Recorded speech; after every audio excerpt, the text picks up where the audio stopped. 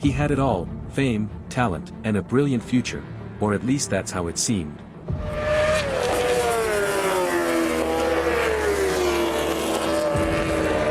Axel Pons, motorcycle racer, model, and entrepreneur, discovered that in the middle of the applause, something essential was missing: happiness. This is the story of a man who faced pressure and emptiness head-on. He chose to stop, walk away from it all, and quite literally start walking toward a new life. Barefoot on the pavement, without a phone, and with nothing more than a backpack, 2 changes of clothes, and a walking stick. He says the word love often. He avoids judging what's ugly, or rather, chooses not to see it that way. It sounds like the dream of a lunatic, but it's the everyday reality of Axel Pons, a man who left behind the racetracks and the spotlight to reconnect with the world at its roots. And Axel is no ordinary traveler. Just 5 years ago, he was a rising star in the world of professional motorcycle racing. The son of Axel Pons, a legend on the track and 2-time world champion in the 250cc category during the 1980s, Axel seemed destined to follow in his father's footsteps. But life had other plans. In 2017, the pressure to meet expectations began to take a toll. Injuries and disappointing results marked his time in the 125cc and Moto2 categories. Eventually, he made the difficult decision to walk away from racing. He tried to reinvent himself in fashion as a model and designer. But by 2018, the feeling of emptiness was still there. Then came a turning point in 2019.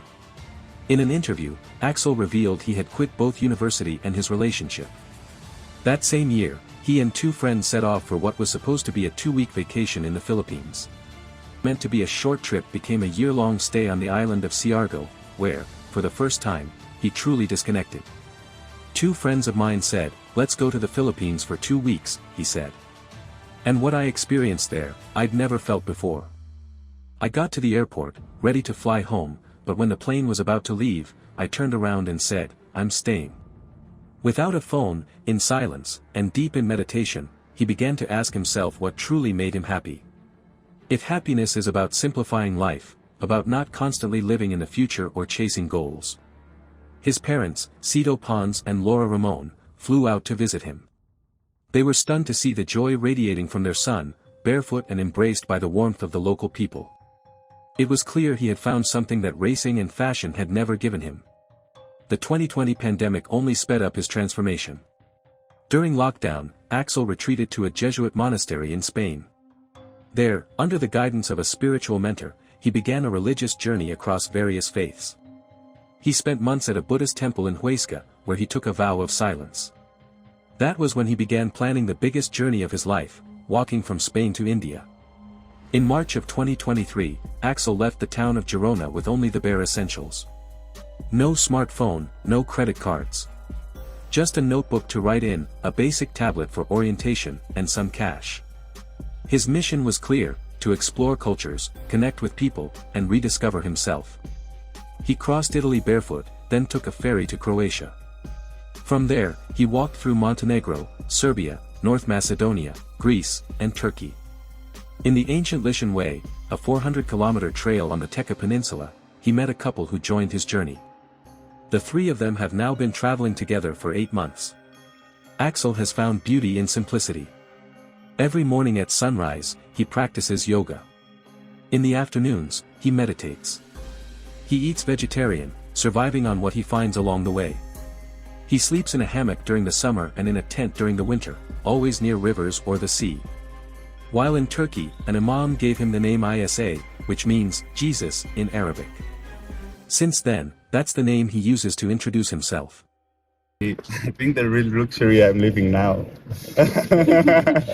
Maybe for some brothers and sisters, or where it's common, they might think that that was the luxurious life. But this life now is way more rich, and it's not rich in maybe in material things, but richness in experience. Yeah, like really true freedom starts when you have nothing else to lose. Axel spent 3 months in Iran, where his appearance changed dramatically. His hair and beard grew out, and his clothes now reflect his nomadic lifestyle. In May of 2024, he arrived in Pakistan, a country that, due to security laws, doesn't allow foreigners to travel freely.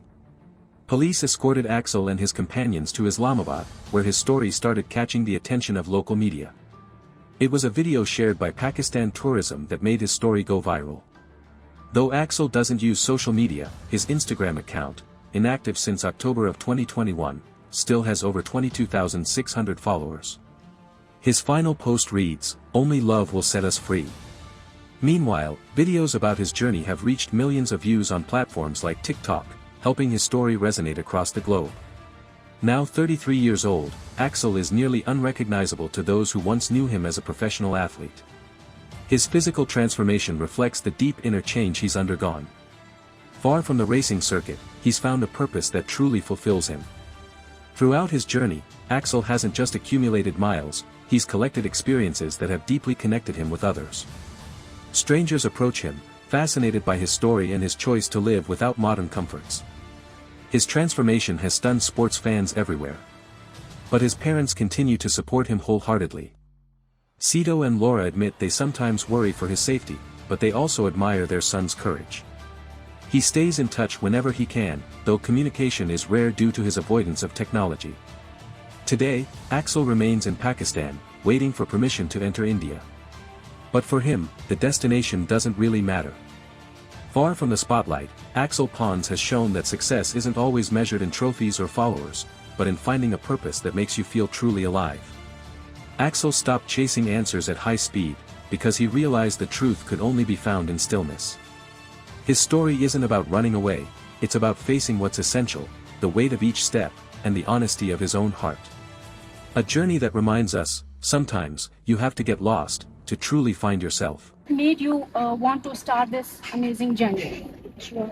Thank you, sister. So, I think it was an accumulation of pain and suffering, not understanding. It's the natural process, I think, for all souls to like really go through hardship moments of hardship and then questioning yourself, because we say that the heart expands while it's aching, So it's this process of suffering and not understanding that make me question myself, and those answers came with a deeper understanding of who I was, what was the world around me, and what I was meant to do in this life. All these kind of questions brought me closer to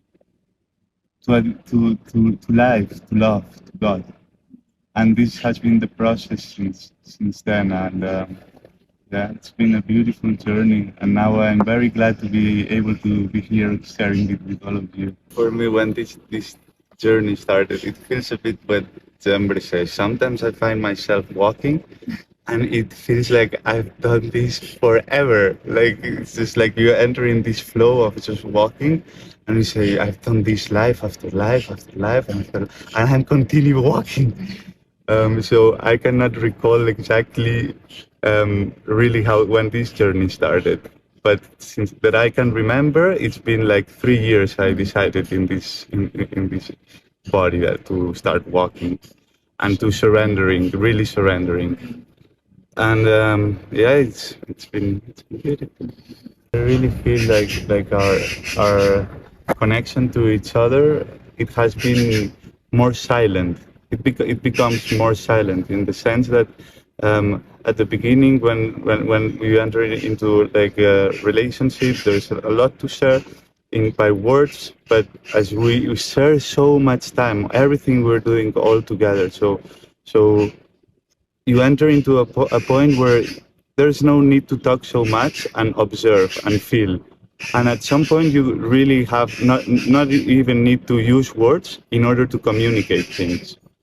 And it's beautiful because you can really see and feel the other brother or sister, because you spend so much time together that you can really understand, you can feel. And spending time with brothers and sisters in nature, where there's no so much distractions as in the common world, where there's so much noise and a lot of inputs that takes you away from the moment. When you are able to stay in nature and stay with the brothers, stay present in the moment, you can really enter into a very beautiful connection with them. And it's a connection that transcends words. You don't need to talk anymore. You just feel. And it's beautiful to have this connection with brothers and sisters. I wish I could have it with even more brothers and sisters, you know, that we could all lay in communion in this state of awareness where we are really caring and attentive to what the other one needs.